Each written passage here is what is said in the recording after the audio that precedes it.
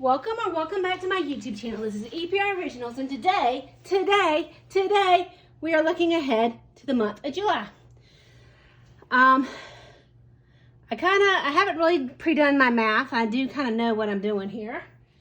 For this month, I've thought it out, but I haven't actually crunched my numbers, but I know they're going to work out somehow. But I have Bernie and Grogu here to help me with my math if I am failing in that category. So, first off, we're going to start with my goals for the month of July. And reality is, I don't really have any goals for the month of July. I feel like July is just going to be a hard month for me, just for several different reasons. So, I'm not really setting myself any goals up other than I'm going to focus on savings challenges. That's it. That's all my goals for this month. I'm not going to set myself, like I said, I feel like July is going to be a tough month for me for various reasons. So I'm just not going to, stress myself out trying to meet any goals this month. Just going to focus on savings challenges and just work my way through it. So basically my priorities for as far as my finances is going to be savings challenges. And I'm from here on out, I'm going to try to focus on savings challenges. I've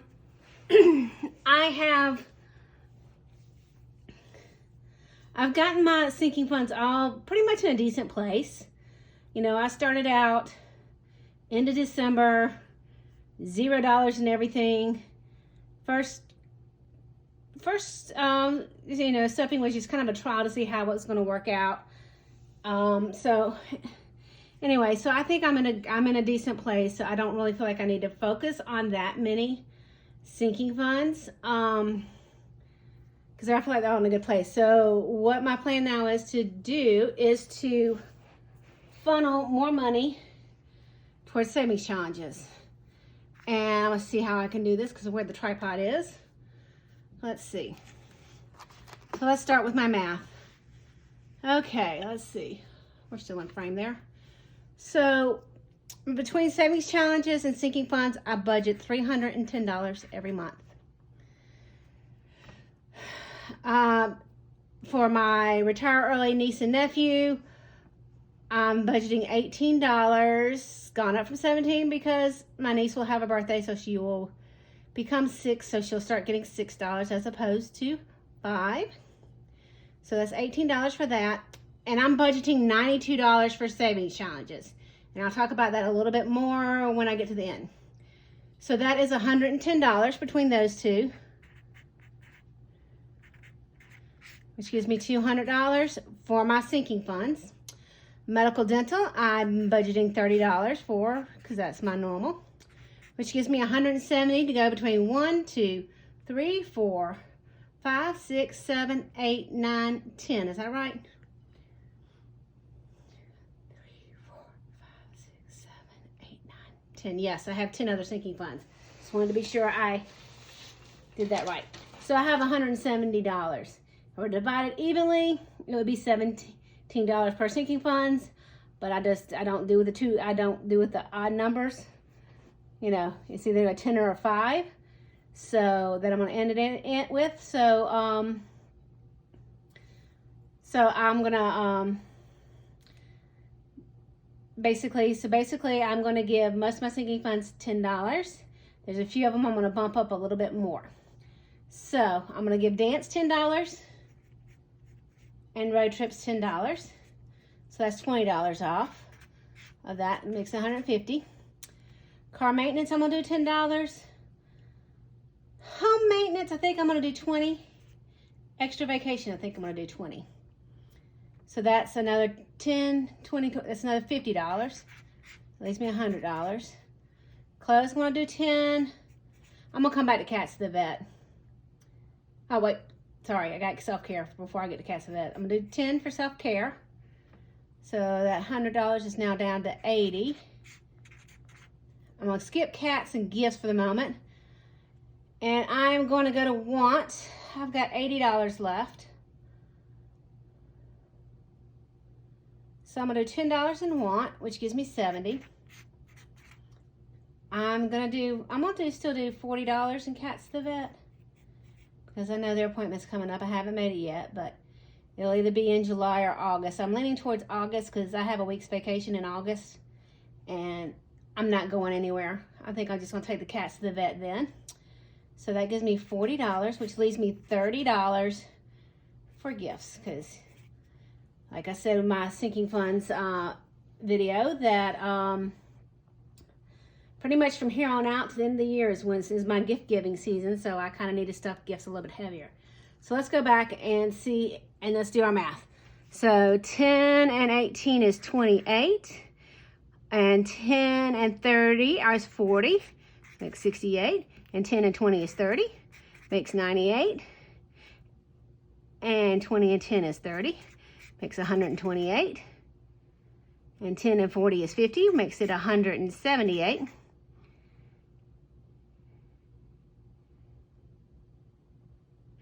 And then 30 and 10 is 40. I'm just kind of making sure I didn't lose my place. It makes 8, 1, it's 218. And then I have $92 for my savings challenges, and that will be 0, carry your 1, 1. That's my $310. So hopefully, no calculator and everything, I did my math right, but y'all know how me and my math sometimes work, and I refuse to use a calculator. So I have a second sheet of paper just in case I needed to go back and redo that. So this is how I'm going to divide up my money for my sinking funds and my savings challenges. And I'm gonna talk a little bit more about what I want to do with my savings challenges. So let me see if I can zoom in and get a better close up on that, because I'm actually where I can.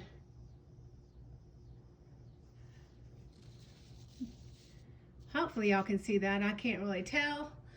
I mean, it's in focus, but hopefully y'all can read that. But basically, this is how I'm going to break down my savings challenges, because I'm going to start some additional savings challenges. So I'm budgeting $92 for my savings challenges. I'm hoping that from here on out, I'm going to start pushing like another $5 to $10 every month towards savings challenges until I get to the end of the year. Just because, like I said, I think I've got a good level in my savings and my sinking funds, but we'll come back and work with that. Okay, so my $92, how I'm going to divide up that $92 is, I brought up my savings challenges over here so I can have visuals. Okay, let me see. Here we go. No, hold on. Y'all gotta bear with me. Bear with. There we go. So my two from Budget with Cat, my rainy day fund and my something I love, which is retire early and travel. Those are still gonna get $1 every pay period, so $2 is gonna go towards that. $30, I've been doing $20 towards payday bingo and 100 envelope challenge, but I'm gonna start doing 30, so I'll do my payday bingo, and then whatever's left over, I'll put in my 100 envelope challenge. So then what's left of that 92 is gonna be $60, and that's gonna go for 2 new savings challenges.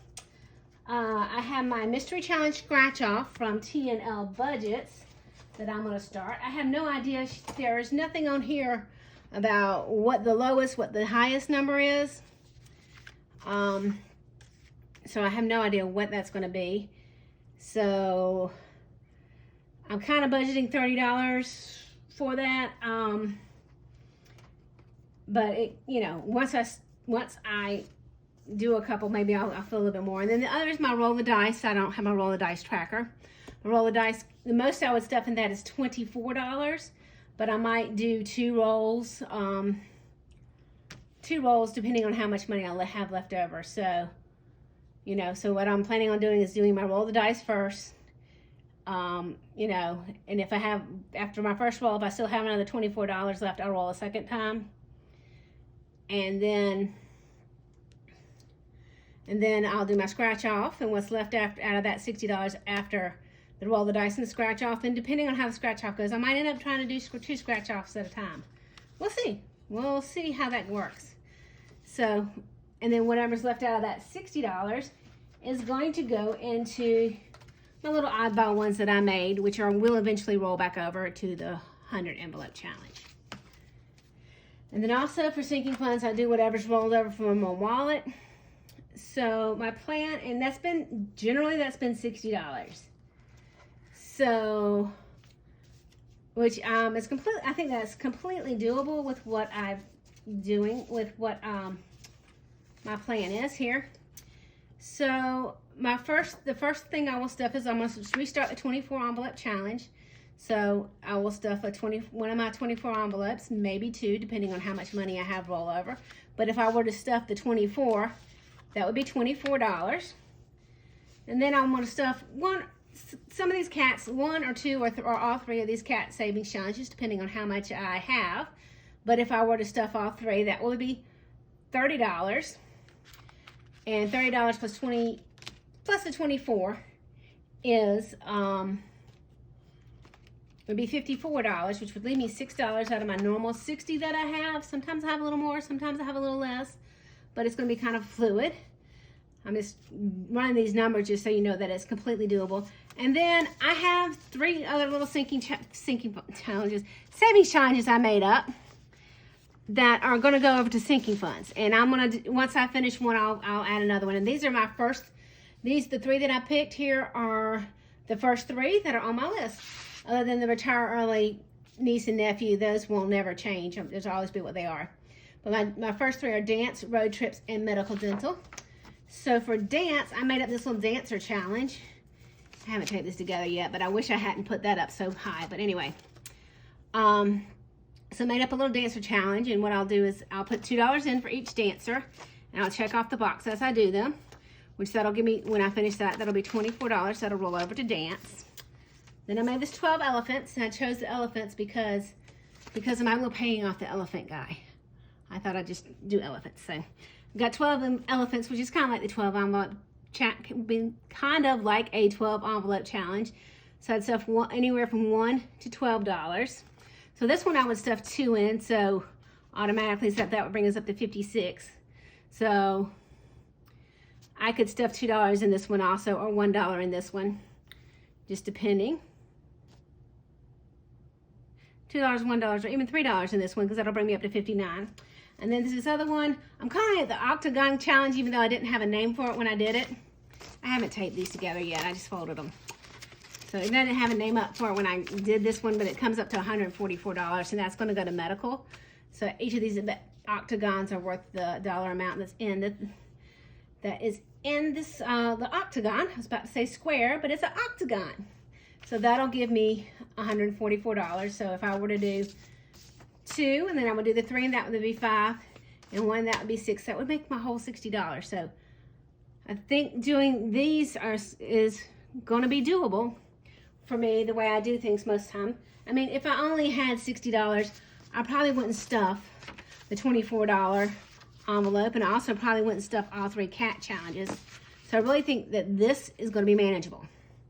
Now, if I get to the end of this list and I still have some money left over, I'll either circle back up and fill up one of these challenges again, do another stuffing of one of these challenges, or I will roll those over to the oddball, my oddball challenges, which will go back to the 100 envelope challenge.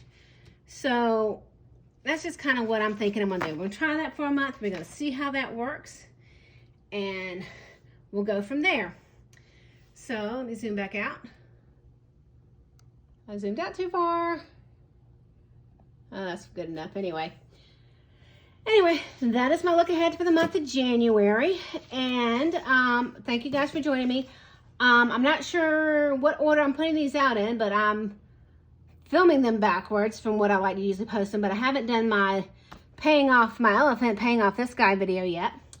But with that paying off that elephant guy, I am going to redo my savings challenge binder, because I'm going to redo my savings challenge setup and tracker setup, because I'm doing more savings challenges, and I think it's just going to work better.